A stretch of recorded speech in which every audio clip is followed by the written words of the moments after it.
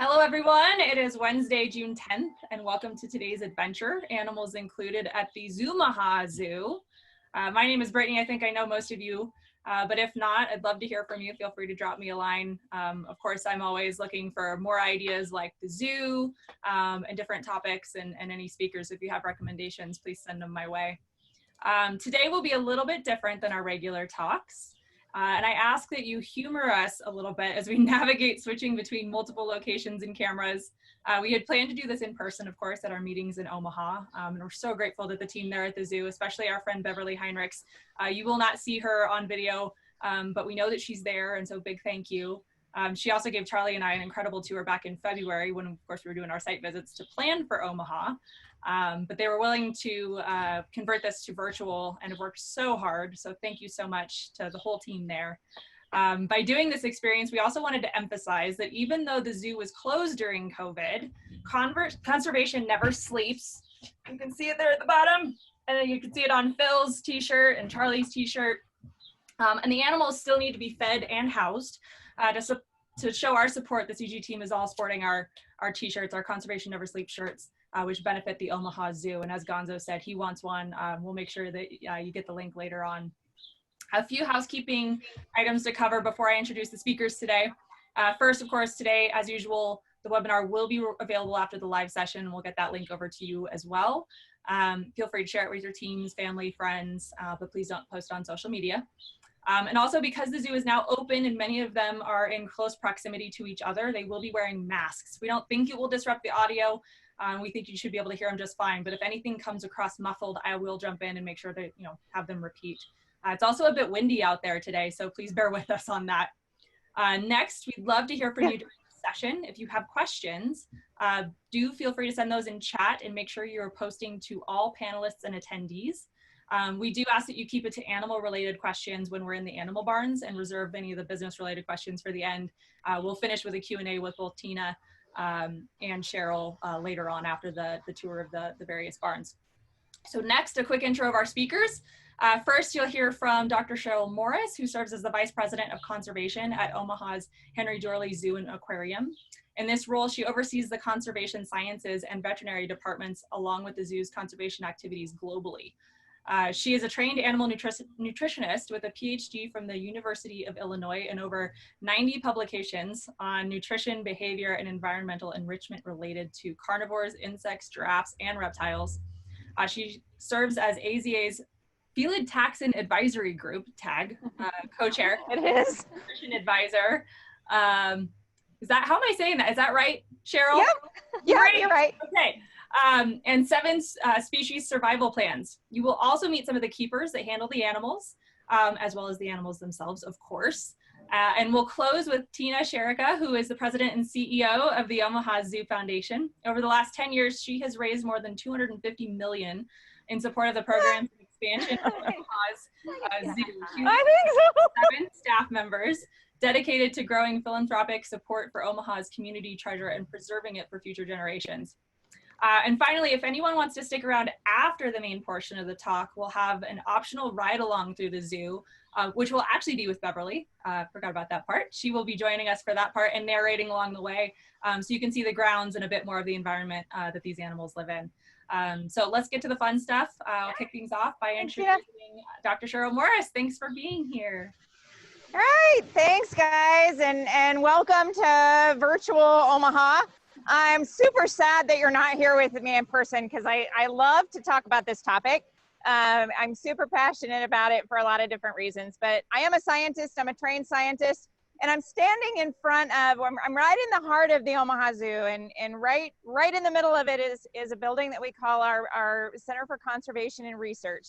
And back behind me, not only is our hospital, and our veterinarian staff, but it also houses a set of scientists that are really dedicated to not only the care of our animals here at the zoo, but also to care of animals in the wild. And when we talk about conservation, I think that most people automatically think about animals in the wild, and that's certainly part of it. But here at the zoo, we think about conservation almost in 3 different buckets.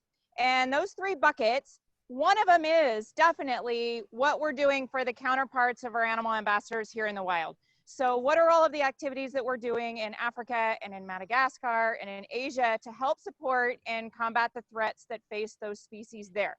The other bucket is actually thinking about how we are looking at sustaining the populations that are here in our zoos, not just in Omaha, because what we have in Omaha is not sustainable. We actually have to look at all of the animals and all of those populations across all of our zoos, and what are we doing for the best care of those animals so that we can sustain that population, because that's just as critical as sustaining the population in the wild, because it's these populations here that are the ones that are connecting people to the other one. So they're very, very, very different, and they require different conservation emphasis and a different type of science per se, but they're really both critically important.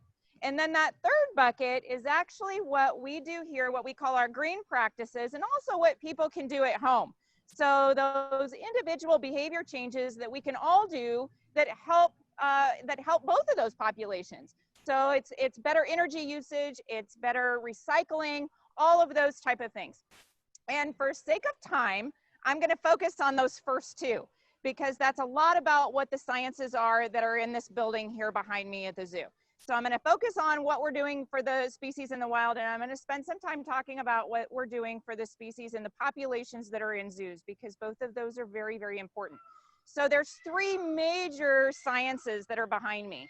And behind me are PhDs and master's level scientists that are dedicated to nutrition, to reproductive sciences, and also to genetics. So when I was introduced, there was a lot of terms like taxon advisory group, and I was co-chair to a taxon advisory group for cats. I was nutrition advisor for species survival plans, or SSPs. And those are really critical for those species here at the zoo. And so we have a reproductive scientist here. His name is Dr. Jason Herrick. We have two of them, actually. They're PhDs. Dr. Monica Stoops is the other one. And they are working on assisted reproductive technologies. So when we think about assisted reproductive technologies, those are super common in the human world. AI and embryo transfers, very common also in the livestock world. So we can do an embryo transfer on a dairy cow or a beef cow any day we want to do it. But here we're working with our exotics, that's not quite the case. But when we think about the number of species that we need to have, or the number of animals that we would need to have for a population, and we're going to use tigers as the example because that's one we're focused on here at the Omaha Zoo. So I don't have the luxury of having you guys in front of me to be able to ask this question, but I would actually ask, how many tigers do you think we need to have in order to have a sustainable population in zoos? Because we're not going to go take those animals from the wild. We're definitely not going to do that. So what is it going to take to have a genetic health and a reproductive health of a species so that all zoos in the US will be able to connect public to a tiger? And that's a really difficult answer. Are you getting some answers? Do I get some answers? 5, 6, 30, 15, 500. 500. 125, 1,000. Okay. Well, actually, those higher numbers are actually closer to being more accurate. 500 is actually what geneticists are going to tell us is that magic number of where we need to be in order to truly prevent inbreeding. And our goal is when we mentioned SSP earlier, or species survival plan, we're going toward making sure that we have a population for the next 100 years in a zoo.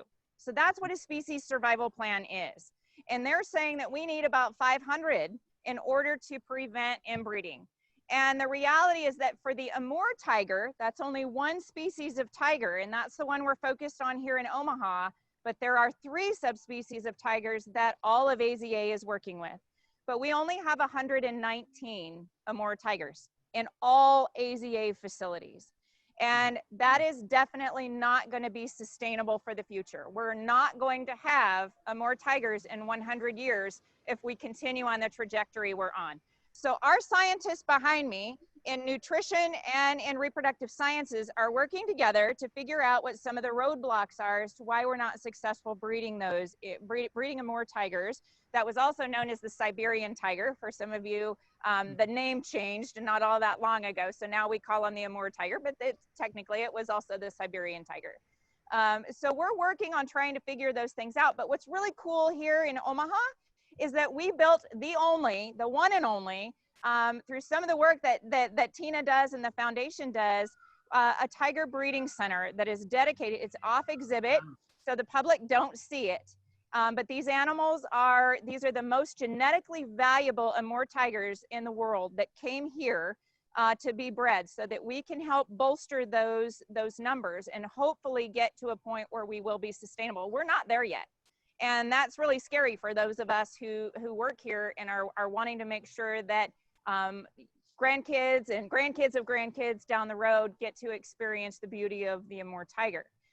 So that's one of the things that we're doing. The other part of it is also ensuring that we have genetic material banks. So we house right here, back in this building, a tiger genome resource bank. And Dr. Herrick is traveling all over the United States collecting semen from all of the males, not just Amur tigers, but also the Sumatran and the Malayan, which are the other two subspecies of tigers that we're working with in AZA. And we want to make sure that we have all of their genetic material banked, because right now, kind of going back a little bit from where I started a minute ago, when I was saying that we can do AIs and embryo transfers on domestic species like cattle, we can't do that with tigers right now. It's not that efficient. And that's the science that our reproductive scientists right here in Omaha are working on. Dr. Herrick is trying to optimize that procedure so that we could do that. He's also going to South Africa and collecting semen on another little tiny cat, the world's tiniest and most deadly cat, some of our favorites, called the black-footed cat.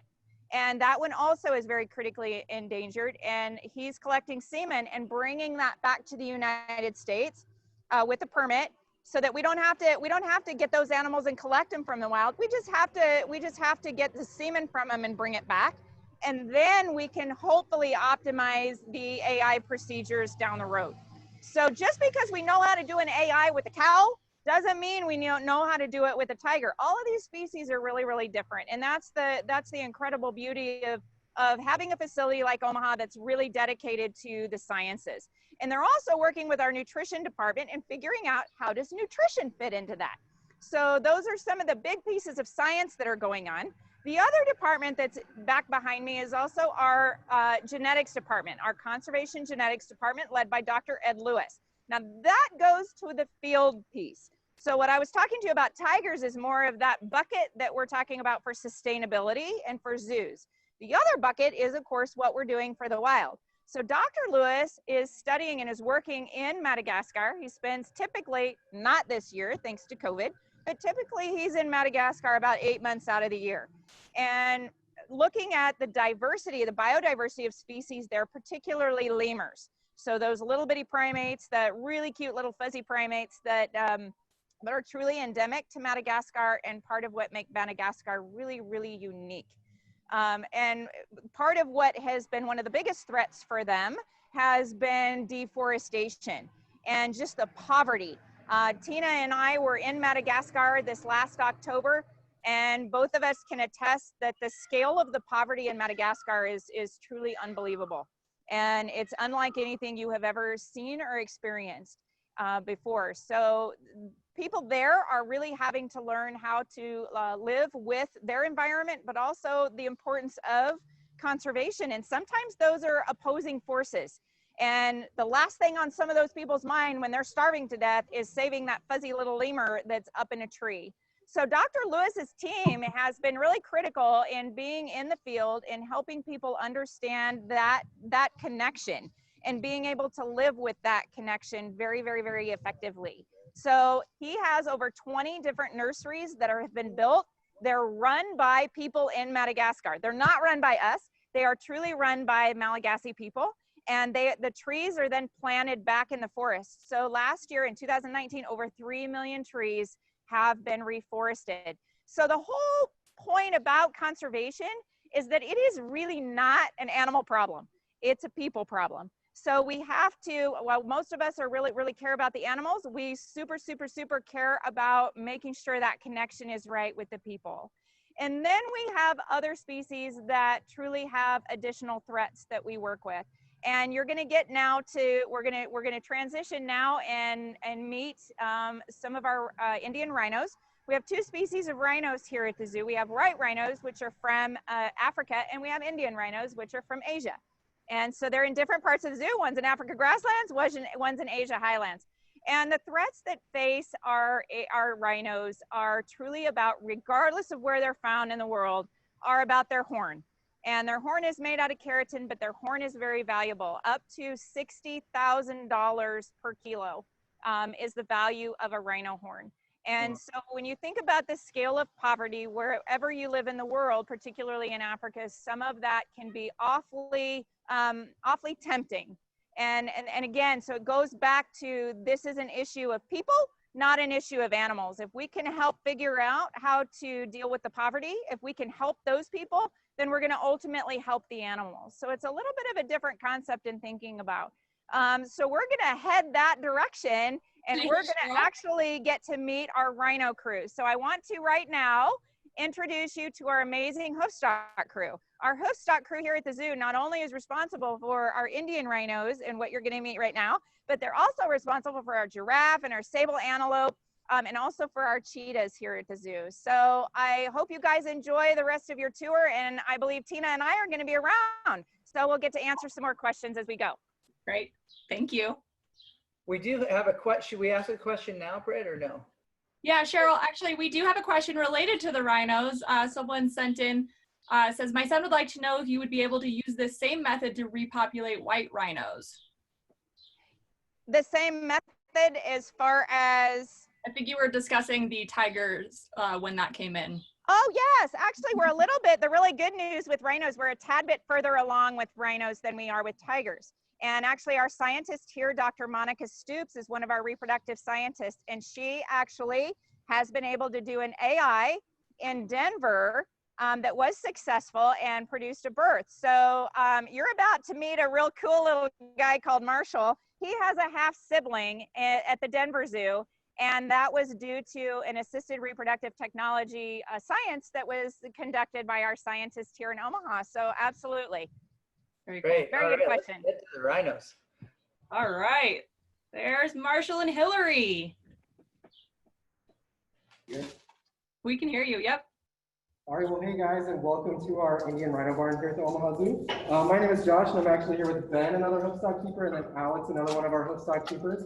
You can kind of see a couple of special guests that we got over here today. We actually have Marshall kind of front and center here. So he was our Indian rhino calf, a little bit of a rhino celebrity here in Omaha, as he was our first rhino calf of any species born here at the zoo in over 120 years. So he was born back on August 30th. We'll see if Alex can get him to come up over Hey, there. can you, just a quick question. He's about 100, 120 pounds, but now he's nearing the scales closer to 1,000. So they do grow very, very quickly. He's not quite a year yet, and almost 1,000 pounds. His mother to the left of us here, or to the right, if you're looking at the screen, I guess. Her name is Hillary, and she's about 12 or 13 years old. We also do have Marshall's father here at the zoo. He, if you come visit the zoo, can be seen in our Asian Highlands exhibit. So we do have 2 yards, so all of the rhinos will typically be on display. But right now, because we have Hillary and Marshall inside, so you guys get an up close look at them, you come to the zoo and see the Father John too out in our large yard. But like Cheryl did mention, kind of a cool thing from a scientific standpoint, we actually did a cool procedure with John too called an electroejaculation, in which we Hey, Ben. a semen sample from him with Dr. Monica Stoops, who works here at the zoo, and then sent that to Denver, where they were able to do an artificial insemination procedure with their female named Tensing, which actually led to a successful birth this last spring. So Marshall does have a half sister out there at Denver, if you guys have a chance to get out there and see her.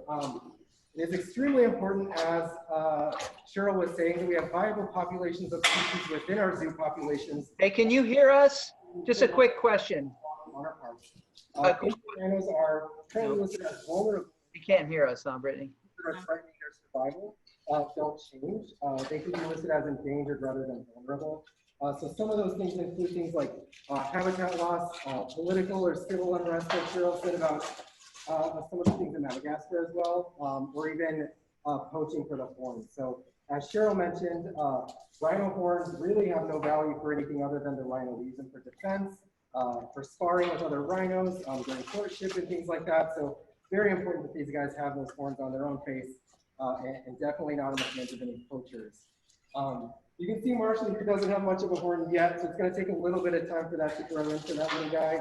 I actually just started talking to, what do you guys think, probably about a couple of weeks ago. So as you come visit the zoo and he gets bigger, you'll definitely see that horn start to grow a little bit larger. But you'll notice his mom over here, she's got a much larger horn, and kind of a unique thing about Indian rhinos as opposed to white rhinos. One of the defining characteristics, other than the different sort of plates of armor that they appear to have, these guys only have one horn, where our white rhinos, which are found in our African grasslands exhibits, have two. So we like to point that out a lot of times, like little kids will ask us what the differences are and things like that. So kind of a cool, easy thing for kids to pull them apart. I'd like to talk to you guys a little bit about the training that we do here. So like Cheryl mentioned, the breeding and how important all of that stuff is, it's important for that stuff to be successful that we keep these guys as healthy as we can. So Alex happens to be the primary trainer for Marshall. So recently, one of the things that she was working on here with us is getting him comfortable with what's called a pole syringe for a simple injection. So we do vaccinate our rhinos for various things like West Nile and rabies and different things like that. So she worked with him, and then we were able to inject him with those vaccinations. It all went very smooth. You know, it's like a kid getting a shot. So he reacted a little bit, but it went as well as we could have hoped for. A couple other things that we train with these guys might be for an open mouth behavior. So you can see Hillary offering a little bit of that right here with Alex. That's so that we can examine the inside of the mouth, the tongue, their teeth, and just make sure that things are going as well as possible. Because if these guys run into any sort of issues, it's vital that we're able to examine them without sedating and fully immobilizing the rhino, because that definitely can be risky for the keepers involved, but also for the rhinos. And as Cheryl said, when you have a small number of individuals in a population, everyone is extremely important. So we want to do our best to keep every individual very healthy and you know, around with us at the zoo for a very long time to come. We want you guys to come here and see them and be inspired to conserve them and save their wild counterparts. Yeah. Yeah, another thing that we do with training for these guys, it's actually pretty cool that we're going to be starting with Hillary here soon. Monica, who actually works in our reproductive department, performs rectal examinations on these rhinos where we can monitor follicle growth and things like that, so that we can prepare for artificial insemination procedures in the future, which is what happened in Denver, as Cheryl said. However, here in Omaha, because we do have John 2, and it's a little bit easier to have access to John 2 here as opposed to sending him all the way to Denver, Marshall was actually conceived naturally with these guys. Hillary and John 2 had enough of a connection that it worked out really well for us. But again, it was nice from a logistical standpoint to be able to perform that procedure with John 2 and then send it out to Denver. Yeah, I'll let you guys get a little look at Marshall here. And do you guys have anything you want to add about the training? Or Sure. As young as Marshall is, he is very intelligent. Some stuff that I also work on, as Josh said, a lot of the pole syringe. I also do footwork is going to be a huge thing for them. So we're training for voluntary foot trimming and footwork. So being able to get them in a target and put him in a side position, hopefully in a couple of months we'll be able to lay him down, and that's where we can do the voluntary footwork. We also, a lot of training goes in with this guy. So being able to touch him all over, he's very comfortable with that. And also being able to go into our whole entire barn. Unfortunately, all you guys can see right now is kind of these panels behind us. But we have a huge scale in here as well that we can work with him on there. Some fun stuff that I like to add on my tours is these guys love water. So they are big wallowers. Wallow is, I guess, a thing that the rhinos do. It kind of rolls around in the mud. Mud has 3 really big projects that they actually use for their skin, I'm sorry. So that would be sunblock, insect repellent, and also like a nice moisturizer for them. And in this barn, we're fortunate to have a shower. We have 2 shower heads, and Marshall just goes crazy over it. He loves them. So yeah, I can send it back to Josh and see if Josh has any questions. Yeah, I think we're kind of at a point where if you guys have any questions, feel free to throw them out for us, and we'll definitely do our best to answer those for you guys. Does the mud wallow help keep them cool? Oh, repeat the question. Yeah, so the question was, does the mud wallow help to keep them cool? And absolutely. So especially here in Nebraska right now, today we're actually kind of lucky for it being June. It's fairly cool, but the past couple of days we're near 100 degrees with pretty high humidity, so really warm. So in both of our yards, the rhinos do have access to a mud wallow. So we have a mist-year over one that keeps it pretty wet and cool. And then in the other, the other yard, they're just much larger wallows, but it absolutely keeps them much cooler when they can lay in there. And these guys, you'll notice when you come to the zoo, as opposed to the white rhinos, which will kind of get in the wallow, get a little muddy, and then kind of move on. These guys will kind of park themselves in the wallow and stay there all day. So kind of find a comfortable spot to lay in and hang out for quite a while. Any other questions, guys? We're definitely happy to answer those. Yep, we had another. How much does the baby weigh? Yeah. How much does Marshall weigh? Yeah, so just a little bit ago we mentioned at birth he was about 100 to 120 pounds. Right now we're currently keeping weekly weights on. We've got about a 5 pound per week weight gain. The last most recent weight he was at 965 pounds. So a pretty significant weight gain for not even being quite a year old yet. Yeah, any other questions, guys? Yeah, and do you mind speaking a little bit more slowly? It'll be clearer. I think there's just mask interference just a bit. Yeah. Yeah. So how many rhinos are there at the Omaha Zoo? Yeah. How many rhinos do we have at the zoo? So the question is, how many rhinos do we have at the zoo? So if you enter our Asian Highlands exhibit, we currently have 3 Indian rhinos. They happen to be a little family. So in our large yard today, you'll see Johnsy, the father of Marshall here. And then when you see Marshall on exhibit, he's always going to be with his mom. So he's still at an age where he enjoys hanging out with his mom. He definitely needs her for the protection, for the milk, all of those good things. So we have 3 Indian rhinos. And then as you make your way through the rest of the zoo, you'll enter the African grasslands exhibit where we do have 2 southern white rhinos, Newton and Mashile. So they are out there today, probably hanging out near the wallow as well. Does she know that Marshall is her child? Yeah, so good question. Ask if Hillary knows if Marshall is her child. So unfortunately, we can't just ask her, but based on her behavior and how protective she is of him, I would say she absolutely does know that Marshall is her child. So she being a first-time mother, you know, there's always a little bit of concern when a first-time mother, you know, is going to deliver that you wonder how well she's going to do. Hillary far exceeded all of her expectations. She's been a fantastic mom. We never needed to provide any sort of supplemental nutrition. Hillary always produced enough milk and things like that, and she's done very well. So I'd be willing to bet that she's very aware that Marshall is her child. How much do they eat every day? Yeah, very good question. How much do they eat every day? So you might notice, I believe Beverly's got an up close of Marshall right here. So being not quite a year old, almost 1,000 pounds, 12 years old and over 4,000 pounds, it probably takes a fair amount of food to help them sustain that weight. So each day our Indian rhinos each get a measured amount of grain. So between probably 20 and 25 pounds based on the individual rhino. And then they all get a measured amount of hay as well. And that equates to about a full bale a day per rhino. So quite a bit of hay for these guys to sustain that weight. What do you do to protect yourself when you're feeding them? Yeah, so very good question. What do we do to protect ourselves when we're feeding the rhinos? So you may notice here that we're standing on the opposite side of the enclosure. While we don't have any reason to believe that these guys would ever intentionally hurt us, we do have to remember that they're very large and very capable of doing so.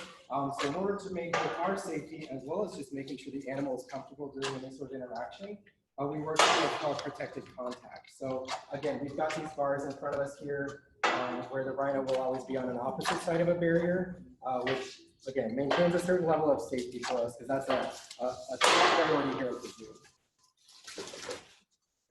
Any more questions? Yep. So with this horn starting to break through, is there any similarity to a human baby in teething? Is there pain or scratching or anything like that? You know, that's a really good question. So the question is there any pain associated with the development of the horn? Again, it's difficult to tell because he does the typical things that the adult rhinos do. So he'll kind of rub that horn and shake that horn on the wall and on the various pieces of enrichment that we give him.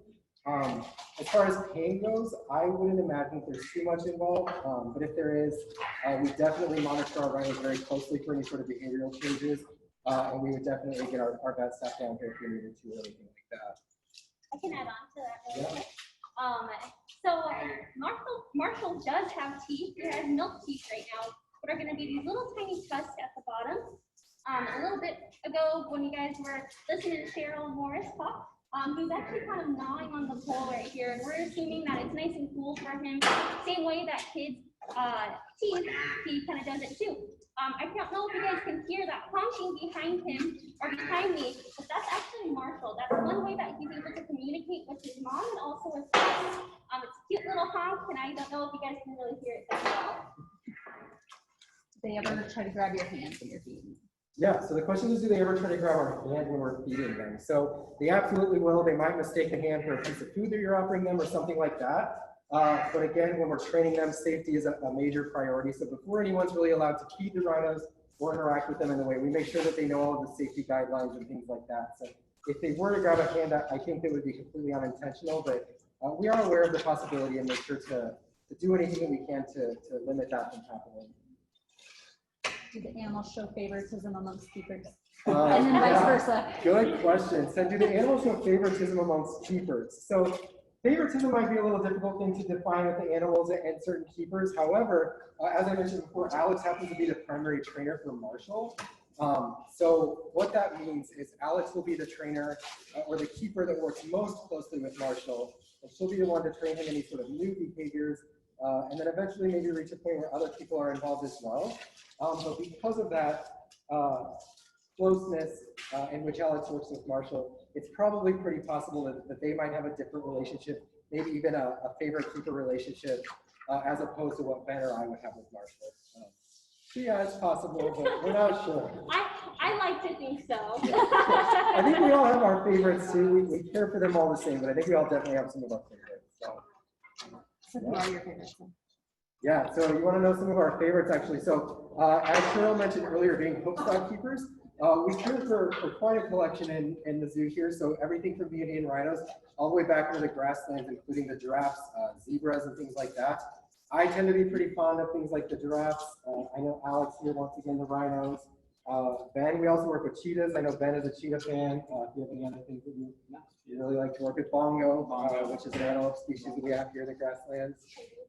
Kudu, Alex really likes. So yeah, we're very lucky on hookstock. We've got quite a variety that we work with.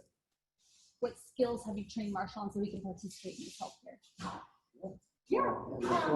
Yes, I can answer that one. So the first step that we do with training is going to be building our confidence in him feeling up to me. So to work that, I came down here for multiple days and hours of time spent him just eating from me. And then it went to working with a target. So I can ask him for a target. He'll put his nose straight to my hand, and when he puts his lip all the way down, I grit, and then I give him a reward. He also does a fantastic job at going back. Using these behaviors, it's going to be able to help us once he becomes a giant 4,000 pound animal, being able to build that bond with him. He also knows left and right, and we're currently working on open, voluntary pull syringe, and soon to be footwork with him as well. So like I said earlier, starting with him laying down, I'll also start with him with putting a foot on the box.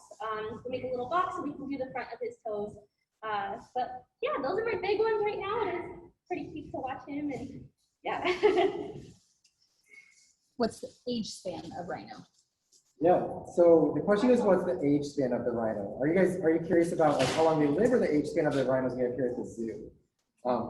I can kind of answer both. Yeah, so obviously here at the Omaha Zoo, Marshall is definitely our youngest. So born back on August 30th of 2019. So not quite a year old. Both of his parents are just about 12 or 13 years old. And then actually both of our white rhinos, which once again can be found in our African grasslands exhibit, are about 20 years old, and then early 30s is our female. So quite a range with the rhinos here at the zoo. A typical lifespan for a rhino in a zoo setting can be anywhere from 40 to 50 years. So good long life for these guys, especially when they've got the training and the vet care and the proper nutrition and all those things that we try to provide them here at the zoo. Yeah, any other questions? Talk a little more about their noises that they make, and do they vocalize emotion? Yeah, so the question is to talk a little bit about the vocalizations that they make, and do they vocalize, through emotion. So these guys actually are much more vocal than our white rhinos. So our white rhinos actually, while they are capable of vocalizing, they tend to be fairly quiet. As you may have heard a little bit ago, Marshall kind of making a little bit of a mooing sound. The parents will also do that. We think they definitely will vocalize when they're feeling certain emotions. So we've noticed that in the afternoon, when we're coming here to give them their afternoon feed, they will start to vocalize before we offer them their food. They'll also vocalize when we get here in the morning. We like to think of it as a little bit of a greeting, or maybe that they're happy to see us in the morning. I don't know. But these guys definitely are pretty vocal as far as rhinos go. That looks like all the questions are on there. Okay. Yeah, I think we've almost got all your questions on there. So I think what we're going to do now, guys, is we're going to actually toss it over to a couple of our cat and bear keepers, and you guys are going to get a look at a little bit of our lions here at the zoo. So thank you, guys. Thank you. Thank you. Thank you. Appreciate it. Okay, now we're over at the African lion exhibit. Hello, friends. Can you hear us okay? Hello, how are you? We're doing great. Thanks for being here. So my name is Mike Verbrigge. I'm the lead keeper of cats and bears. Here with me is Hillary Merquin. She's one of our senior keepers. She will be training one of our lions today. We've got our 3 female lions in the exhibit this afternoon, Misha, Audie, and Kamani. Hillary will be working specifically with Kamani because she's the one that decided to come up and participate in the training. The other 2 girls, I think, are basking in the sun on the other side of the exhibit. So with that, I'll let Hillary get going on the training. And as she's training, I'll kind of talk about what she's doing, how she's doing it, and why we're doing it. Hillary, you want to take it away? So to start off with, Kamani is a 6-year-old female lion. She was born here from a litter of 3. Her mother is Misha, or excuse me, her mother is Ahadi, and Ahadi's older sister is Misha. They are 12 and 13. Hey, Mike. So you can see that. Can we, if Luke, if you're there, can you tip the camera lens just down a little bit? There we go. Yep, now we can. Here now? Yes, we can. Thank you. Okay. So you can see Hillary's starting the training. Kamani's very eager to train. She likes the interaction with keepers. And of course, being a lion, she loves to eat. So she always wants some food. Today, Hillary is training with chicken. It's just cut chicken breast, cut into about 1-inch chunks. You can see a couple tools that Hillary is using. The first in her left hand is what we call a target stick. It's very high tech. It's nothing more than a wiffle ball on the end of a dowel rod, but the animal is trained to put their nose to the end of that ball. From there, we can shape different behaviors. You can see Hillary put her hand flat. That was a signal for down. Another tool that she's using is tongs, and that's simply because we like to go home with all of our fingers attached. Hillary, normally we'd be using a whistle with training, but due to wearing masks, we can't use whistles.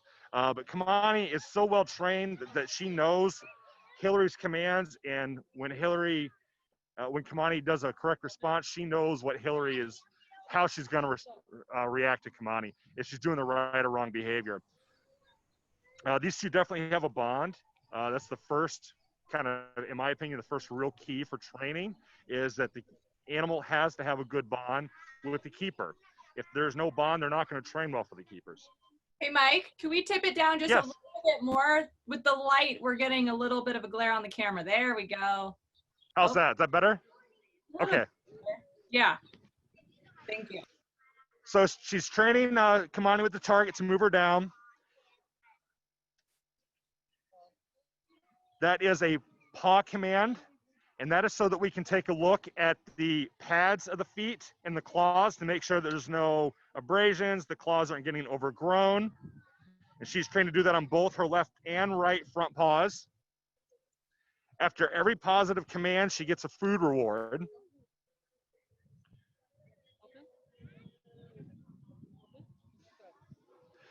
Hillary right there was trying to get Kamani to open her mouth with a open command. That is so that we can take a look at the teeth, the gums, the inside of the mouth, the tongue. It's mainly they check for tooth fractures or anything going on in the mouth area. There was another one that, We had a question. What are her Yeah. rewards? Is it always food motivated? What are her rewards? Are they always food motivated? yeah, with a large carnivore, the best reward for these guys is a food reward of some sort. We do vary it up on what it is. It could be maybe just part of their diet, which is a ground beef, a fortified ground beef. It could be something special like today's Hillary's using chicken. It could be geese. It could be beef heart or steak or something along those lines. So we do vary it, but more often than not, it is a food reward. They do like just spending time with the keepers, and we can at any time walk up and ask for one simple command, and they'll do it even without a food reward. But we don't like to do that. We do like to reward them for the positive and correct behaviors. Where do you source the food for the animals? So all of our food it's a USDA source. So basically, if they sell it at the grocery store or at a restaurant, that's what we're feeding our animals. It is a quality food. In my opinion, their staple diet that they get from Nebraska brand is a lot better than what you get in the grocery stores. We don't get it from a wholesaler. We get it directly from the producer, and it's good quality stuff. It's a USDA grade A. Yeah, Phil is asking if they're getting Omaha steaks. We'll gladly accept some donations. Keepers included. Right? So And Hillary's going through a variety of commands with Kamani, both left and front paws. Earlier you saw her have Kamani stand up. This is so that we can take a look at the chest and the belly area. Again, we're just looking for any sort of abrasions, cuts, nicks, any of those things that can happen. Kamani's a relatively young lion, and she does tend to get into trouble sometimes. how old is she, Mike? She is 6 years old. She'll actually be 6 in December. So does that make And her? she does have 2 brothers, Shango and Coyote, from the same litter. It was a litter of 3. We do have the females and the males separated. The males are at that age where they're looking for mates. They're all related, so we need to separate them off for that reason. The males get along great with each other. They're brothers. In the wild, they would form a bachelor pride in this situation. So we basically have replicated that here in captivity with forming a bachelor pride for them. And this is just a female pride of lionesses.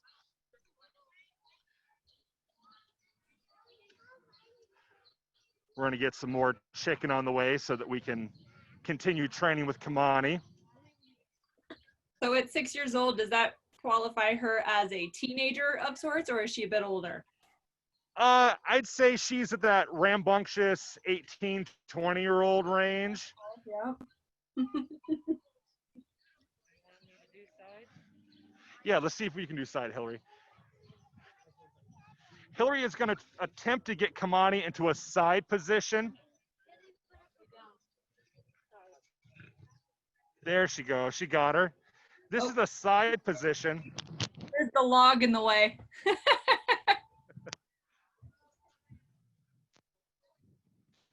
There we go. Thank you. You see her now? So this position is so that we can do injection training with our cats. Her mother and Ann are both injection trained. Kamani is pretty well there. You can see that Hillary is rewarding her with food. She's giving her a command of touch that lets Kamani know that she's about to be touched on her hip. And Hillary just uses the handle of the target stick so that way she feels a little bit of pressure on her hip, and that would help simulate the pressure of an actual needle or an injection. We would do this so that we could inject maybe a vaccine, antibiotics, anything, because if she were ever to get into something where she would need a lot of medication, say maybe an antibiotic where she would have to have 12, 14 pills, I can guarantee you she would spit out all of them but one. So by doing an injection, we're guaranteed that she gets all the medication. It's usually delivered in a little bit better fashion. They actually don't feel the injections. They feel the pressure of the needle just pushing on the skin, but because their hides are so thick, they don't really feel the needle once it pierces the skin or the medication going in for the most part. And with them being lions, really into large cats, they're more occupied on getting food, not the actual injection of medication itself. We've got another question. It does. They act like giant house cats? They actually do act like giant house cats. So picture your 12-pound house cat at home. They're gonna have the same mannerisms. They're gonna claw on things. That helps clean their claws, sharpen their claws. They sleep on average of 16 to 18 hours a day. They can be very moody. So in my opinion, just like a house cat, just a much larger form. I saw that tail twitching a whole bunch like the cats I know too. They do. They will. They'll sit there and flick that tail, and that can mean different things. So sometimes if a cat flicks a tail, it means they're very content, they're passive. Other times if they rattle it real fast, almost like a little rattlesnake, that means they might be getting a little irritated with something. We see that, we'll leave them alone, we'll back off. And sometimes it's just they can't help it. It's like their tail has a mind of their own. Like right there, that's just Kamani moving her hip around. You can see the tail flapping. How much did she eat? We had a question. What was that? How much? What was the question? Breaking up. You're breaking up. Can you ask one more time? I'm sorry. How much does she eat on any given? Okay. Got it there. So on average, she's getting about a 9-pound diet right now. We will change that seasonally. She'll get a little bit less in the summertime when it's hot, a little bit more in the fall, just to get a little bit of weight on her going through winter. They're kind of like us. It gets real hot outside, our appetite depresses a little bit. We're not as hungry. These guys are the same way. If it gets real hot, their appetite isn't very high. So they'll get a little bit more in the fall than say right now. And their diet will vary. So they get a core diet, which is a fortified ground beef. So it's got a certain amount of crude fat, bone meal, vitamin powder, mineral oils mixed into that. So it's a true fortified diet. But they'll also get things like whole geese, whole chickens, cut up chicken, beef heart. We do want to vary it up a little bit so they're not getting the same thing all the time. We can also do some things with those whole prey items where we can hide those items or suspend them, make them kind of work for it. You know, in the wild, they have to hunt for their food. So we just don't want to plop the food down on the floor and say, there you go, have at it. We want them to still try to exhibit their natural behaviors of hunting and looking for food. So we'll hide the food, we'll make them work for it. We might put it in some boxes, up high where they need to jump, maybe even under some logs where they need to move those logs apart. Mike, is the food cooked or raw? It is raw. It is a raw diet. So once you start cooking the meat, you do start losing some of the nutrients out of it. They're large carnivores. They are made to eat raw meat. They can actually eat decaying meat, carrion. And their guts are designed to process that meat. In fact, their stomach acid is so strong that they can actually digest small bones and hair and cartilage. Wow. We have a question from Brett Moore. Do keepers ever interact directly, or is it always through a fence? It is always protective contact.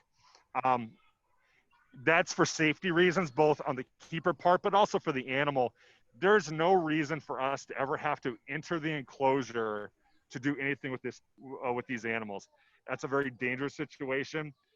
Even a cat that was hand raised with a single person that knows them extremely well, accidents can happen. The cat may misperceive something as a threat. They'll lash out, and they'll lash out and whoever's the closest. And that could be their handler or trainer. So we do everything through protective contact. Part of it is we are an AZA accredited facility, and that is part of that accreditation. So we can do everything we need to do through protective contact training. We can move these animals around, we can do injections, we can interact with them in a safe manner that keeps us safe and them safe. So this is somewhat related. So in this captive environment, is there any behavior such as hunting that they have to learn? And maybe it's learned differently, of course, since they're not out in their typical habitats. That's a good question. And yes, hunting is one of those behaviors that in the wild, their mother, with lions in particular, their mother is going to teach them. In captivity, their mother still teaches them, but she does teach them in a slightly different fashion. So like Kamani, for example, if an animal were to get in here, say a duck or a goose, because it has happened, 90% of the time that duck or goose does not make it out of the exhibit. Her mother, Ahadi, and her aunt, Misha, have taught her to hunt, how to stalk, how to creep up on something. Part of it's a natural behavior, but it's mostly a learned behavior. And you can tell lions that have been taught very well by their mothers and lions that maybe the mom didn't teach them so well. Kamani is very good. Her mother and aunt taught her very well how to stalk and hunt. Great. Well, I think Tina and Cheryl are there too for other zoo-related questions. So we'll open it up to the attendees now. If you have any questions, perhaps we just go back and forth between the cameras for whoever is best suited to answer the question. Sure. Who do we got? Anybody have any questions? Well, I've got one actually for Tina and Cheryl. Let's see. I think they're ready to go. We'll get them up on a camera here in a moment. There they are. We just need you unmuted.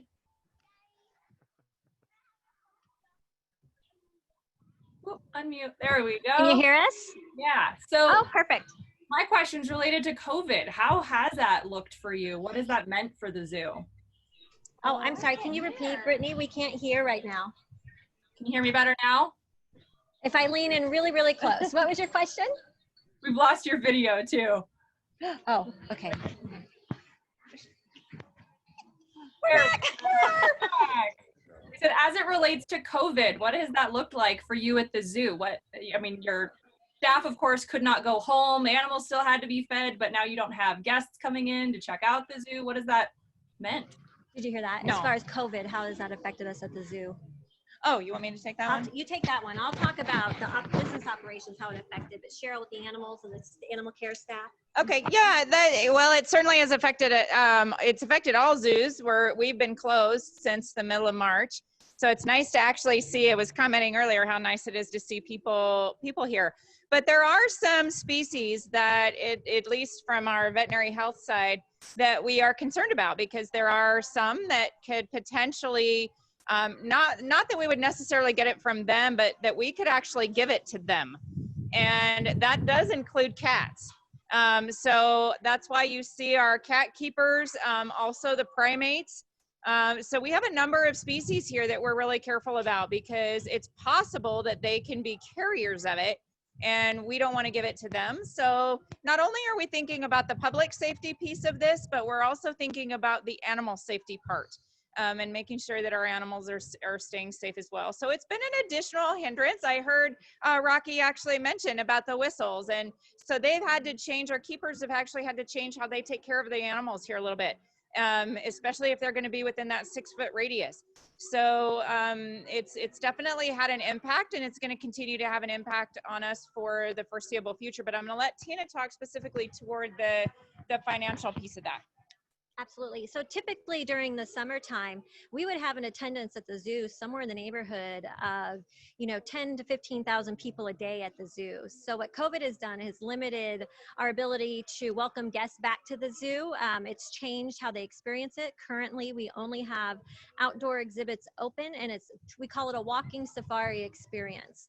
And again, we are at the we're relying on our state and federal officials to let us know when we can open up the rest of our zoo to full capacity. But really, honestly, we don't know that that's going to happen in 2020, which is a little scary for us.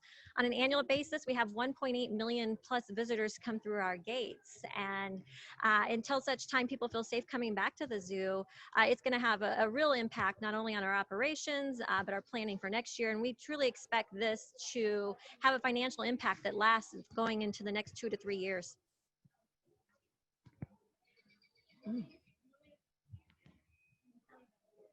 Looks like we're starting to get people to drop off. Thank you all who joined us. If you have any more questions for Tina and Cheryl, please do drop them into chat. We're still happy to ask those. And then a reminder, we do have the opportunity to go tour the zoo here in a little bit with Bev, so you can actually see what's on the ground. This is amazing. I really want to thank you for putting this together and inviting. Can you hear us? You might not be able to hear me. I have translators standing nearby. Okay.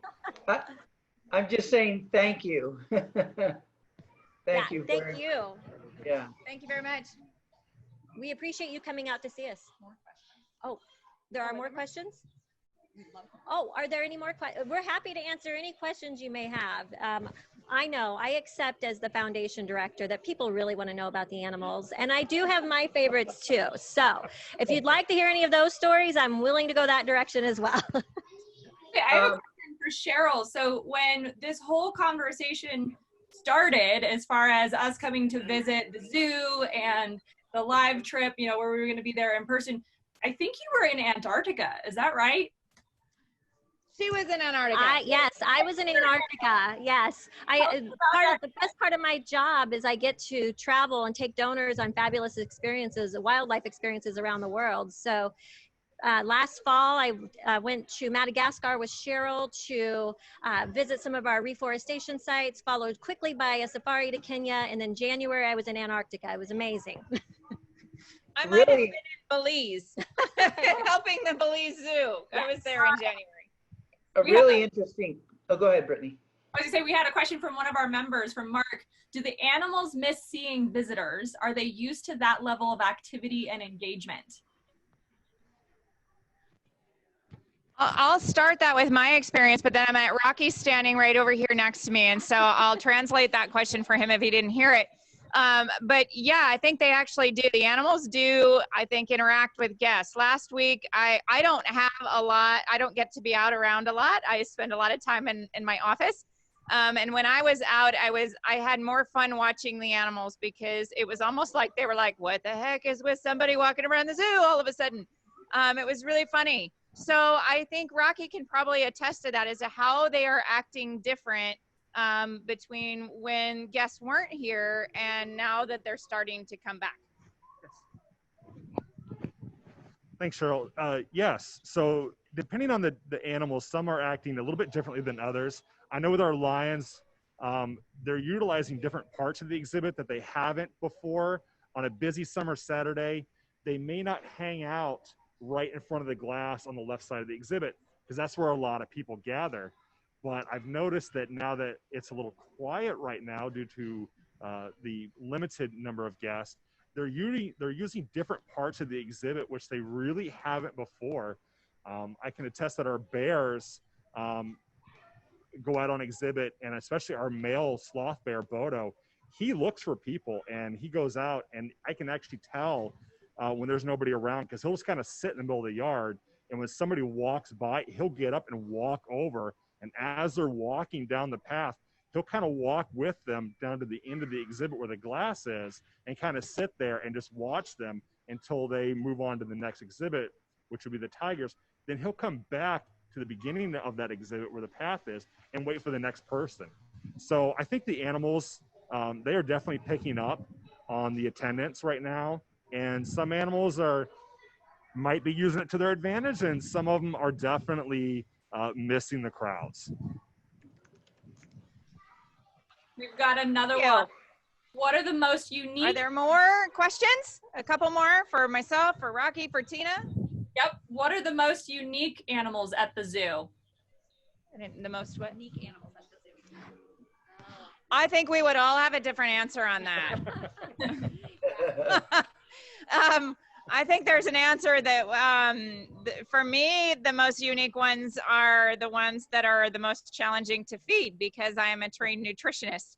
And for me, probably the one that is at the top of that list is the ii, which is a really unique specialist lemur from Madagascar that we do have here, and they're a little bit more. They've got a very unique diet that we have to kind of hand make in our nutrition lab. So that would be the number one on the top of my list. But Tina and Rocky also might have what's the most unique from their perspective. Yes, and I think when you work at a zoo, everybody expects you to talk about one of the large mammals or the big exotic animals, but I think the most unique animal that we have here is in our Wild Kingdom Pavilion. We have a little tree exhibit with a pond, and we have four-eyed fish, and they are so cool. And they don't literally have four eyes, but the way their eyelids are split, they can see above and below water at the same time, and they can spit water up at you. So, very cool animal. For me, I'm going to go with a large mammal on this one. It's going to be our sloth bears, and that's simply because of training. I love training animals, and sloth bears, because they're so incredibly inquisitive and highly intelligent, they can be both easy and extremely difficult to train all at the same time. So just when you think a training session is going well, they'll throw a new curveball at you, and you've got to think on the fly, and if you're not quick enough, they'll let you know, and the training session's over, and you got to start over again the next day. So for me, they're number one on my list. Any other questions? Yeah, we've got another one. Has an animal ever escaped? You hear that? Yeah. Has an animal ever escaped? We've had a few birds try to fly the coop, and we've had a few monkeys that try to make their great escapes. We've had a few primates in the past that were quite the little Houdini escape artist. And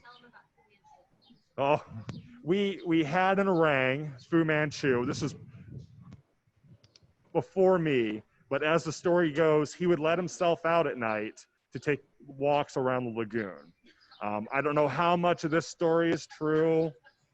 I wasn't there, but multiple people have said the same story, so I'm assuming that there's some truth to this. And the keepers would come in and find Fu walking around and tell Fu to go home, and Fu would walk back to the old primate exhibit, put himself in his enclosure, and lock the door behind him, as the story goes. Charlie says he wanted a field trip. He did. He just wanted to take himself for a moonlight walk. Love that. And actually, Tina had just brought up that, in case you didn't know, Dr. Lee Simmons has written a book, and he's got some very unique stories in that book. I've read it twice. It is a good read, not just from my perspective from the zoo aspect, but from anybody wanting to know the little tidbits about the way that zoos sometimes operated in the past. There's some very unique stories. I don't know if I would have the guts to share those stories, but Doc certainly does. So it is a good read. Any other questions? I think that's it for now. Thank you so much, Mike and Tina and Cheryl and Bev and Luke and whoever else is there. Let's see you all. We're all on standby. Well, thank you so much. I appreciate you all being here and all the work that went into this. So for those that are still on the line, this team has worked so hard. We've been doing test sessions and multiple cameras, and this was really cool. Super cool. Thank you so much. I'm so sorry we're not there in person, but you have really done something Thanks unique. for letting us experiment. Yeah. Very cool. And I just want to say one more thing, which is for the people on the line, please go and donate to the Omaha Zoo. Just Google Omaha Zoo, click on donate, give them some money. They have to feed the animals even if they don't have the revenues. What kind of budget shortfall are you looking at this year? Well, you know, it's been such a beautiful day. I don't know if I want to go down the bad news. You know, we're expecting to lose about 50% of our revenue this year. Yeah. So our best case scenario is right now that we're going to end our year in about $5 million in the hole. So my job is to do everything I can to raise the deficit of those operating needs. So right now we're at 3 million. So we're in the home stretch. Okay. So I'm not sure, Brittany, if you mentioned the t-shirts yet or not. You can go online and order those t-shirts. To date, we've raised $27,000+ through those t-shirts. It's such an incredible way to support. Oh, I see another one. Oh, that's awesome. Yeah. And, you know, fun tip, our t-shirt beat out Zoo Atlanta and their panda t-shirts. So that's just how awesome those t-shirts are. Yeah. But, you know, we're so lucky to live in a community like Omaha and where people are very generous, and we've been receiving gifts from across the country, and any support you're willing to lend us, it would be so appreciated. Our animal care staff and, you know, Dr. Morris and our conservation staff, they all work so hard, and 100% of the emergency funds are going specifically to take care of the animals, to, you know, pay the staff of all these really dedicated, passionate people. And this year more than ever, it's a game changer for us. Yeah, well, we really appreciate you taking this time with us. It's incredibly generous. So thank you. And again, to all of the council members, go donate, buy shirts, give money, support. We'll send you the link. Yes. And come and see us in person next year. Yeah, maybe we can, let's hope. Let's hope. Fingers. All right. For any of you still on the line, can you go ahead and raise your hand if you plan to stick around for the little drive-through tour on the golf cart? Just want to get a sense for, okay, Andy's sticking around. Bruce, oh, yep, Bruce too. Cool, okay, great. Well, she's just getting in place, so bear with us for a minute, and we'll be back on that feed in a moment. Yeah, Brittany, Bev's just gonna need a couple minutes. Yeah, she was texting me. Oh, of course, they're on it. Thank you so much, Tina. It was great to see you again. Bye-bye.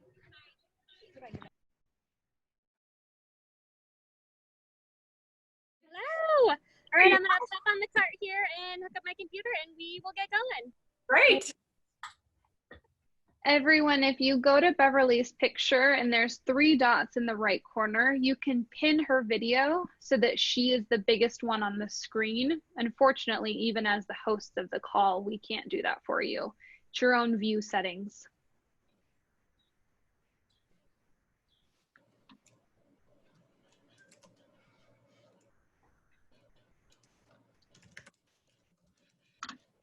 All right, zooming around. She's on her way over to the geodesic dome.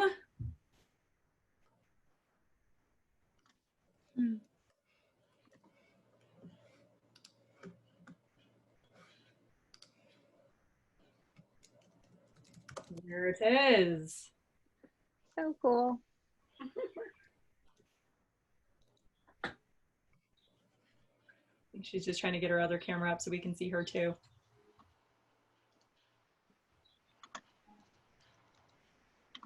So what's in the dome? So in the dome is a whole number of creatures. So it's its own little ecosystem in there. There are reptiles, all kinds of different birds. In fact, and then the birds are just flying free throughout the dome. What else did we see there, Charlie? There were some fish in some of the pools. Of course, it's a desert dome, so quite a bit of it is desert habitat. So everything that comes along with that, spiders, various amphibians. Let me know whenever you want me to take over. Oh, go ahead. We're just talking about what kind of animals. We had a question about what animals live in the dome. Yes.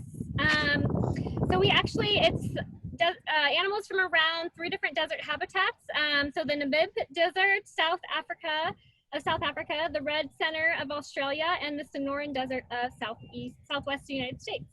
And then the lower level is home to the world's largest nocturnal exhibit, which it has the advantage for guests that we've reversed the day-night cycle, so the animals are more active when visitors are here to explore. Awesome.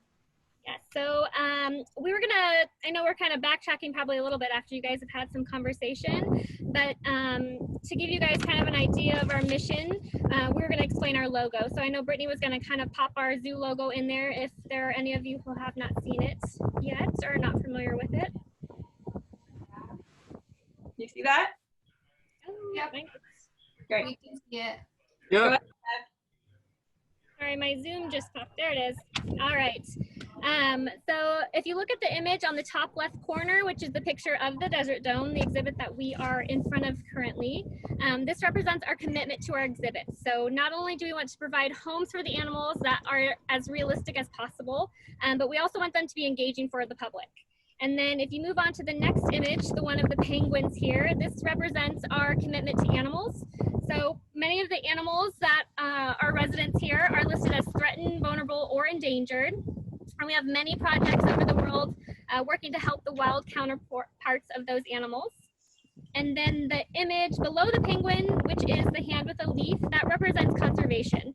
So I know you guys have heard a lot about conservation here today, but what we're depicting here is connecting people with the environment and our commitment to educate and inspire future generations to conserve the natural world around them. And then that last piece, this image, the one with the lions, we refer to this as our legacy image. So we want to preserve as much of the natural world as we can to leave behind something better than what was left to us. So that is our image. So with that, we're gonna go ahead and get started. We're gonna take a trip right down the hill here. So Jamie will get the cart going here. And I'm gonna try to pay attention to what you guys can see as well as what I'm seeing. So hopefully it's not too jumbly here for you. Some of the beautiful landscaping that we have. So the first building that we're going to come to is the CCR, which is, it'll pop into your view in 1 second here. So right here, the Center for Conservation and Research. So that's the building that Cheryl was talking to you guys about earlier. It also has our veterinary hospital in that building as well. So all of our scientists and our vets. The next building that you guys are going to see coming up on your left here is the Scott Aquarium. So we actually just did a pretty significant renovation on the exterior of this building. The interior was renovated in 2012, but this has definitely been a favorite exhibit for zoo goers. Maybe Jamie, if you can pop in just a little bit here. I'm going to actually move the screen a bit because I do think it's important for you guys to see our aquarium. So you guys can kind of see those big waves on the top of the aquarium. And then there's also some little parts sticking out there that are supposed to represent coral. We have a little cafe in the front and some different tables and seats for everyone to see here. Sorry, this is definitely not coming across well. All right, we'll keep driving and maybe we can see a little bit more. But this, one of my favorite exhibits in the aquarium is the shark reef. So it is an exhibit where guests walk through a 70-foot acrylic tunnel while they have sea turtles, sharks, rays, and other fish swimming all around them. It's also the largest exhibit in the building. It contains over 900,000 gallons of salt water. And then, of course, the penguins. So we have 3 different species of cold weather penguins there. I used to be a penguin keeper, so if you guys have any penguin questions, I'm definitely available and happy to answer those. All right, next up is our butterfly and insect pavilion. You can kind of see it there. So this building is actually the shape of a butterfly. So there are 2 wings. It was built in 2008. The upper level is split into the Butterfly Conservatory, a chrysalis hatching room, and then the other portion of the other wing of the building is the insect zoo. The lower level of the building is used as a nursery for many of the insect species that we have on exhibit, as well as some that we do not, such as the Salt Creek tiger beetle. The beetles are believed to be one of the rarest insects in North America. And I do believe they're just getting ready to kind of kick off that project. This is kind of their season right now.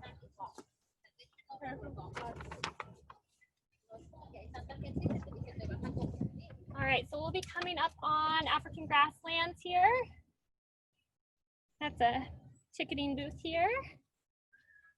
All right, so we're entering the African grasslands right now. So African grasslands was a $73 million endeavor. It's 28 acres in size and is the largest project in our history.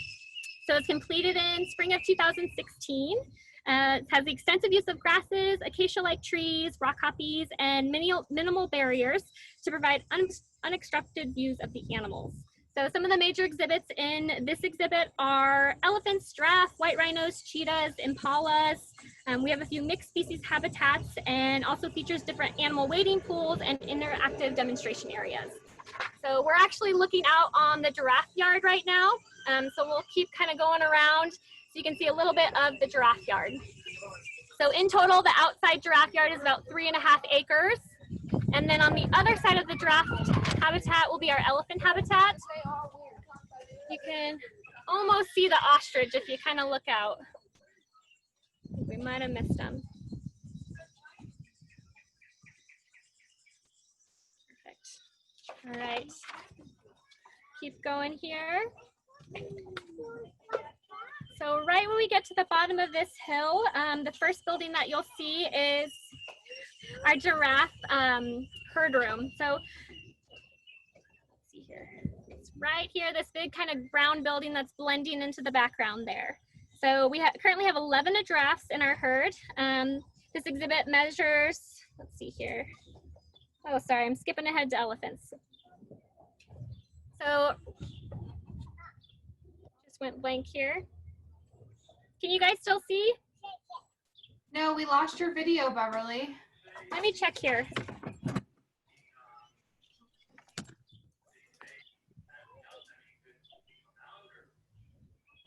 There you are. Yep, we see you now.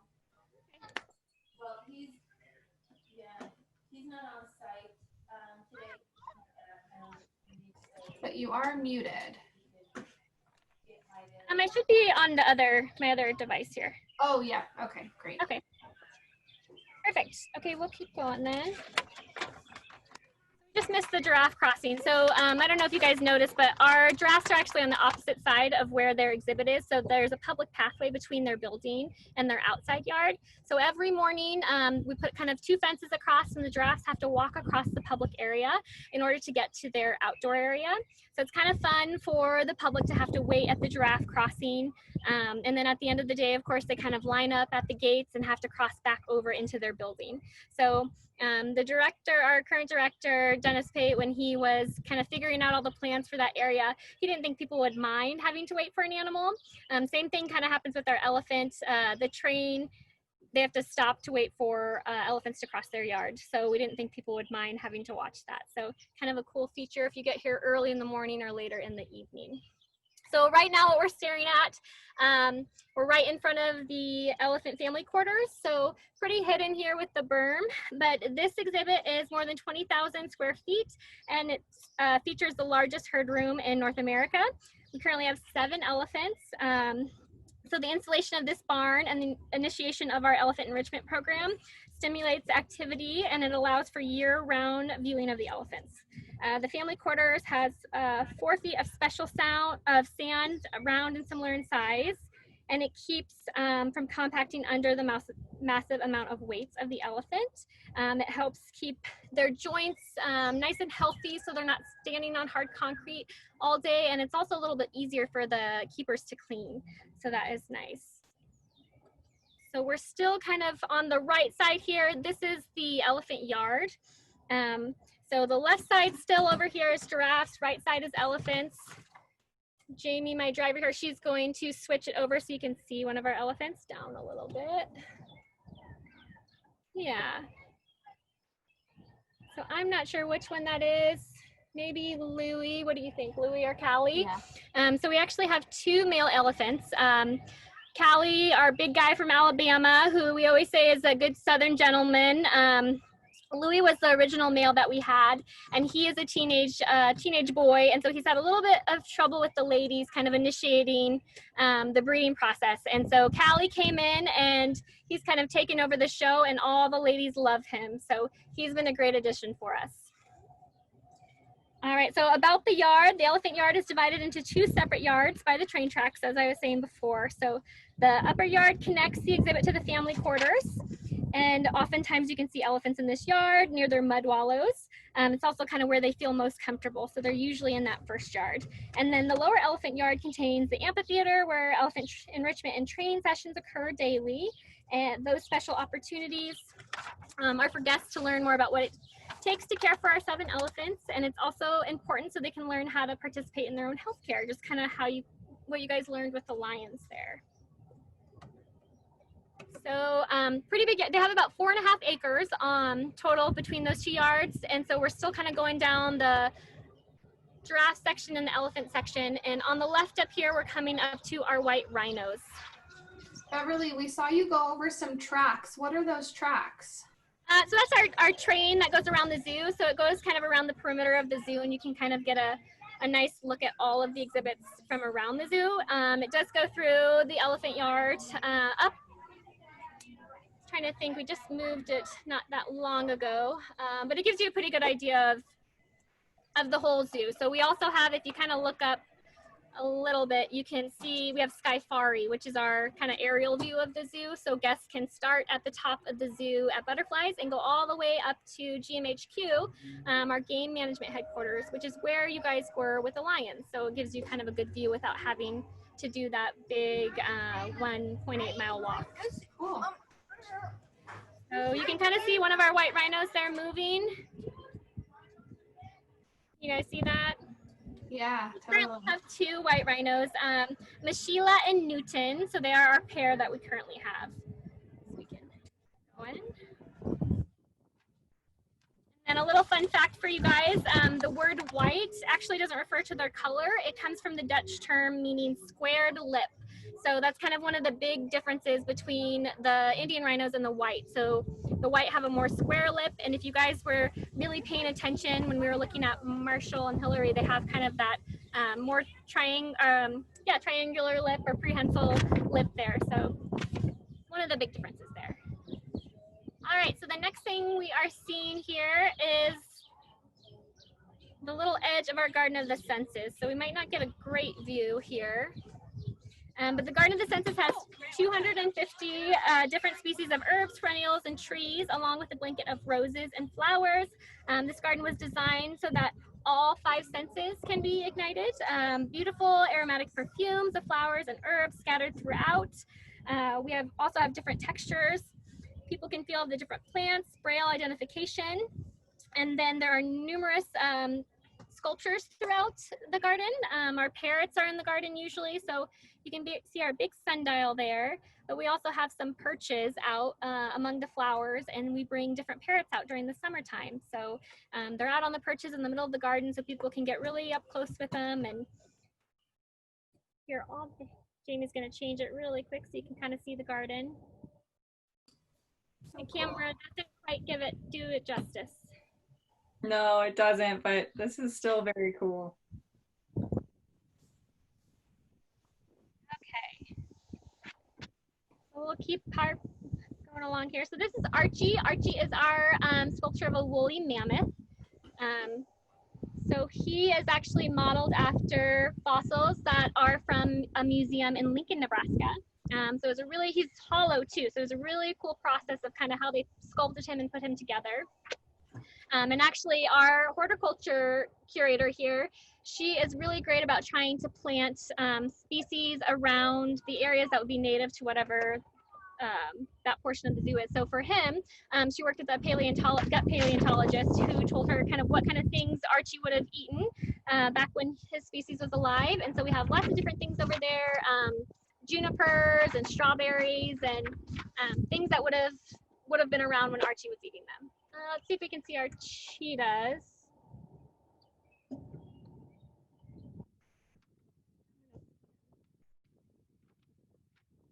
So we're gonna keep going here. So we're gonna kind of pass by GMHQ. On the path awkward. They're a little tricky to go up there with the golf cart, especially with the public here. So, but that is our game management headquarters. It's the area that we had just visited with the lions. So we'll kind of skip through that area. And so you can see our lagoon right now. So the lagoon is the original Deer Park Lagoon that was used as an ice skating ring and a fishing pond at Riverview Park. Riverview Park was originally founded by the city of Omaha in 1894. A few years later, the park had about 120 animals, including deer, grizzly bear, and bison. So today it is known as Omaha's Henry Dooley Zoo and Aquarium, and we have more than 30,000 animals. Kind of a fun little piece of history, and that covered bridge right there is actually original to Riverview Park. Did you say 30,000 animals? 30,000 individual animals. So about 1,400 species, I believe, is the last count that I heard, but 30,000 individual animals. Actually, this is our current sea lion pool that we're passing right now, but the sea lions are actually getting a new home here at the zoo. And that project is scheduled to be completed this year. So I'll tell you a little bit more about the sea lions once we get to that area. And a little bit here. So while we're kind of in this stretch without an exhibit, if you go kind of right up the hill here past all this construction, we actually have our diet kitchen for the zoo. So it's right on the right here up the hill. This is where the zoo manages all types of food, including dry forages, alfalfa, hay, produce, meat, dietary supplements, prey ingredients, everything that you think that we kind of feed out to our animals. So they're carefully managed, weighed, and prepared for the individual animal diets every day. So that's why we have people like Cheryl on grounds. So we have nutritionists who look at the diets daily and see if we need to mix anything up. If we have new species come to the zoo, they put a diet plan together for us. So every individual animal has their diets weighed out and kind of analyzed exactly what they need to get all of their nutrients. So on a weekly basis, we go through about 25 bushels of apples, 3,000 pounds of bananas, 650 heads of lettuce, 2,500 pounds of meat, and about 1,260 hard-boiled eggs every week. So we're about to pass, so we'll just kind of show you the entrance to Asian Highlands here. This is actually one of my favorite exhibits. Again, unfortunately, oh, I think it just went out again. So maybe we can flip to this one.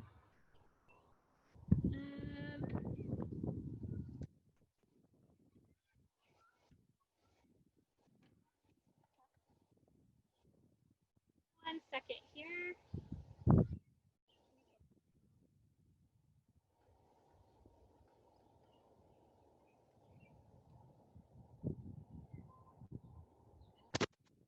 Okay, so I'm just gonna have to have a tablet here, so we'll just have to do it this way. That works. I think the phone went dead here. So this is actually the start of our Asian Highlands right here. So like I said, this is one of my favorite exhibits. It was just recently opened this last summer. And we have, so it's ranging from grassland foothills of northern India through the Himalayan mountains. And so the first exhibit that you can kind of see right here is the red panda. It's also where the Indian rhinos would be. We have sloth bears, snow leopards, Amur tigers, takin, which are a really cool animal. It's just like a big goat, but kind of has golden retriever hair. If you can imagine that, it's pretty neat. And then we'll flip over here and Jamie will keep driving.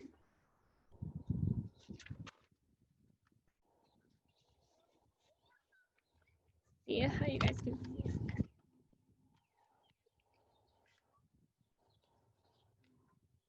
Okay. So the building that we're looking at right now is Gorilla Valley. So Gorilla Valley. Say, Beverly, we see the screen of the golf cart and the sky. Uh-oh. There we go. Yep. Is that a little bit better? Yep. I know it's difficult without that phone mount that you had was great. Kept it so steady. Yeah, it did. I apologize. It's probably gotten a lot bumpier. So Gorilla Valley's right here. You can see we're doing a little bit of construction outside of this area. So we've just been updating this pathway here. And then on the right here is our aviary. So the aviary is a 4-acre sanctuary. We have flamingos, ducks, swans, storks, and cranes that are in the warm weather months. In the cooler months, we have them all housed inside. So you can see this just got some new planting and updates. And then right over here on the left is Sea Lion Shores. So this is the exhibit that I was saying is going to open this year for our sea lions. Some of the big features of that area is going to be a 275,000 gallon pool, and it's going to have a 40-foot underwater viewing area where people can get nose to nose with our sea lions.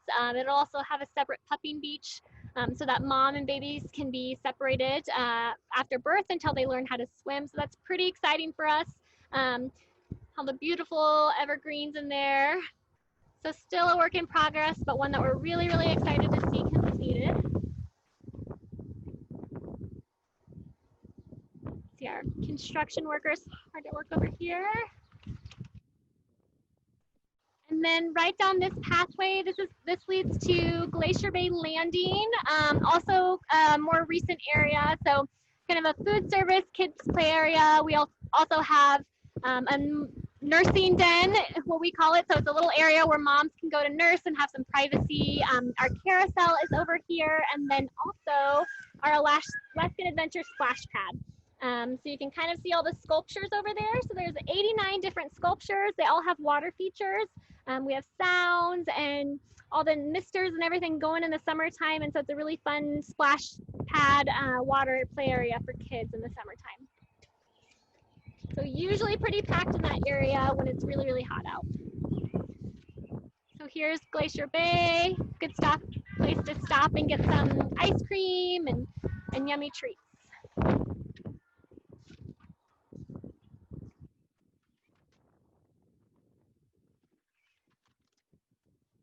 Thank you.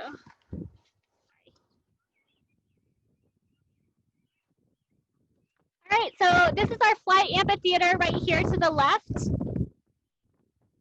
So we actually have 24 different flighted birds that participate in this show here. You can kind of see in there. And then you guys probably can't see, but we have our power lines kind of up there. There's some little kind of yellow dealies that are on the power lines. Those are actually there to prevent the birds from flying into them. So it's a program that we have going on right now with OPPD. We're trying to get those all over the city just to prevent birds from flying into power lines, but especially right next to our flight amphitheater. You can see we're kind of have them pretty heavily placed to protect our parrots that are often go off cue a little bit and like to do laps around the zoo. They don't often stay in the amphitheater. I think especially at the beginning of the summer and the end, they kind of like to stretch their wings and give us a little bit of a scare.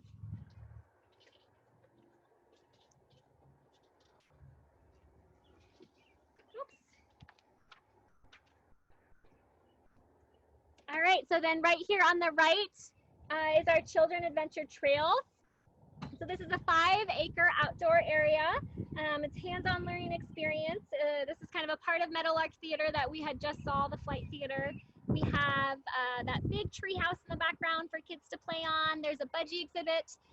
We have different animal ambassadors, such as our aardvark that comes out in the middle and will play and dig in the dirt for kids to view.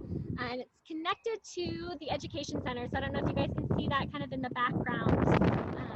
But the education center, keep kind of going up the hill so you can see a little bit of adventure trails while we're going. So our education center opened in 2017 and it provides space to more than 9,000 students annually. So that includes the zoo's full-time high school, our kindergarten, and all of our after-school programs. So you can see our little pygmy goat corral right here. So this is kind of our big kids play area. We just have the one entrance and exit that we just passed. It's meant for parents to be able to let their kids in and kind of run wild, but still know that they won't be able to exit. It's just kind of a fun area. Going up the hill here. So that kind of concludes our tour. You can see we're heading back up to the dome. But if anybody has any questions, I'd be happy to answer them. Any questions, anybody? There's a few people still on here with us. We've had I just want to say thank you. This has been great. Charlie, Brittany, Yeah. thank you so much for you guys helping to put this together. Really appreciate it. Beverly, Yeah, absolutely. Yeah. No, this has been really fun. You know, it's definitely a new challenge trying to take everything virtual, and I do still hope that you guys are able to kind of reconvene at some point and come down to Omaha so that we can give you the real in-person show. But it's still been nice to try to be able to share something this way. So we appreciate you guys logging on and sticking through. Yeah, thank you. Mm-hmm. It doesn't, unless you have a question, Bruce, I don't think anybody else does. So. No, thank you very much. This is awesome. Yeah, of course. I'm bringing Jamie in here. She's also from the foundation office, so she's been my driver behind the scenes. Very cool. Thank you guys so much. Good. All right. Well, you guys have a wonderful day. Thanks again for hanging out with us. You too. All right. Have a good weekend. Bye-bye. Bye. Bye.